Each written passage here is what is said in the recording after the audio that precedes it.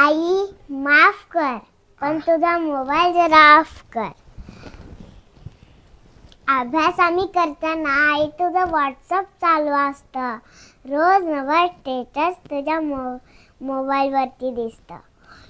जेवण करताना बाबाचं फेसबुक चालू असतं आणि कमेंट करता करता बाबांचं पोटही भरलेलं असतं. अहो बाबा जिज्ञासू वय बाबा आमचं. प्रत्येक गोष्ट जाणून घेणं हेच काम आमचं. मग दिवसभर जे तुमच्या हातात दिसतं तेच आमच्या डोक्यात बसतं.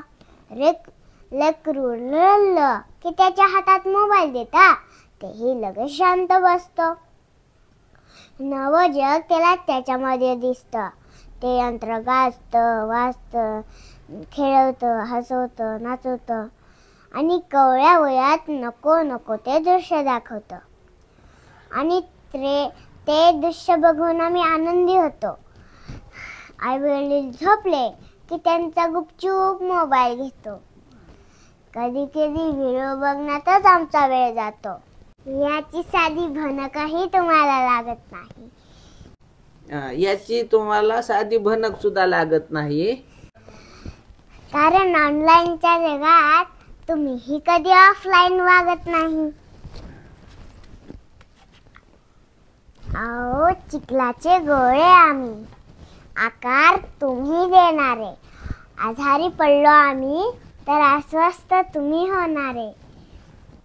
दिवसभर आमच्यासाठी कष्ट करणारे तुम्हीच. पण आज तुमच्या आणि आमच्यामध्ये एक दरी पडली आहे. मोबाईल नावाची व्याधी इथं सगळ्यांनाच जडली आहे.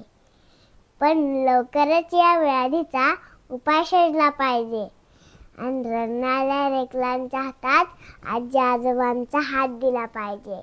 मोबाईल नाही, मोबाईल करण्याआधी त्याला रामकृष्ण कळायला पाहिजे.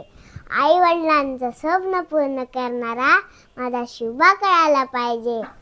आणि स्वराज्य टिकवण्यासाठी शरीराचे तुकडे तुकडे होत असताना असंही यातना सहन करणारा माझा शंभूराजा कळायला पाहिजे. माझा शंभूराजा कळायला पाहिजे.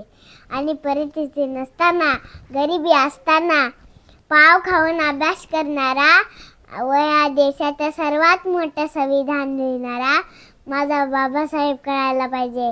माझा बाबासाहेब कळायला पाहिजे. आई मोबाईल करण्याआधी त्याला रामकृष्ण कळायला पाहिजे. मोबाईल करण्याआधी त्याला रामकृष्ण कळायला पाहिजे. म्हणून म्हणते आई माफ कर, पण तुझा मोबाईल जरा ऑफ कर. पण तुझा मोबाईल जरा ऑफ कर. वा वा वा वा, काय वाघ हाय, किती नादर कविता म्हणला. ही कविता सगळ्या मायबापांना ऐकाव, लेकरायनं शिकाव, हाय की नाही. माय आयास कोण शिकलं मा तुला हे? बाबांनी. काय नाव बाबाचं? नवलाजी जाधव. नादर शिकले मा बाबानं तुला, हाय की नाही. म्या नंतर बाजारला गेल्यावर तुला चॉकलेट आणतो मा वागा. ओके, किती नादर म्हणली कविता.